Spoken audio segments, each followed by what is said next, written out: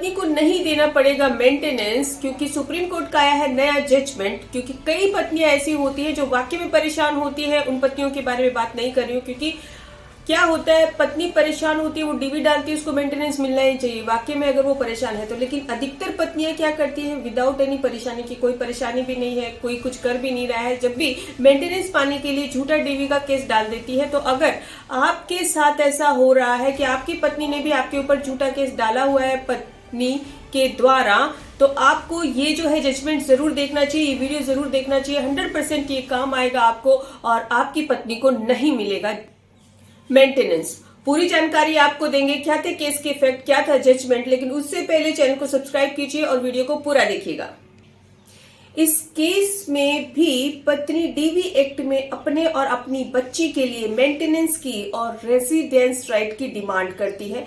और जब ये मामला जाता है मजिस्ट्रेट के पास, तो मजिस्ट्रेट के द्वारा इस मामले को खारिज किया जाता है। इसके बाद जो महिला है वो जाती है डिस्ट्रिक्ट कोर्ट। अब यहाँ पे डिस्ट्रिक्ट कोर्ट के जो जज है उनके द्वारा पत्नी के मेंटेनेंस और रेजिडेंस एक्ट को अलाउ कर दिया जाता है, यानी कि पत्नी को यहाँ से होता है फायदा।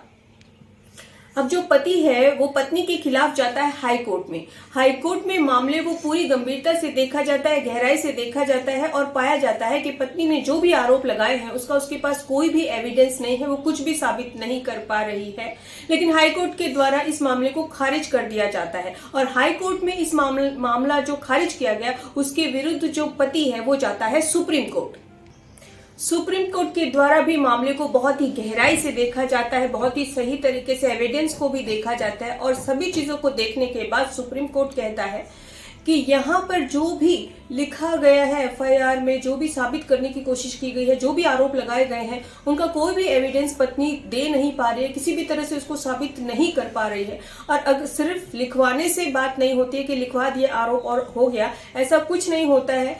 तो सुप्रीम कोर्ट का जो वर्डिंग था वह यह था कि हाईकोर्ट के द्वारा जो निर्णय दिए गए हैं वो बिल्कुल सही है, क्योंकि पत्नी यहाँ पर कुछ भी साबित नहीं कर पा रही है। तो सुप्रीम कोर्ट ने जो हाईकोर्ट का निर्देश था वो पूरी तरह से सही मान्य किया और सुप्रीम कोर्ट ने भी, माननीय सुप्रीम कोर्ट ने भी यह कहा कि अगर पत्नी साबित नहीं कर पा रही है डीवी एक्ट को, जो भी लिखा है उसका कोई भी एविडेंस दे नहीं पा रही है, सबूत दे नहीं पा रही है, तो उन्होंने भी, सुप्रीम कोर्ट ने भी ये डिक्लेयर किया कि नो मेंटेनेंस नो रेजिडेंस, यानी कि उसको, ऐसी पत्नी को जो बिल्कुल जिसके साथ डीवी हुआ ही नहीं है, मेंटेनेंस और रेजिडेंस का अधिकार नहीं है। अगर आप भी इसी तरह से प्रॉब्लम में है और आपकी पत्नी आपको फंसा रही है तो ऑफकोर्स आप भी इस जजमेंट का फायदा उठा सकते हैं।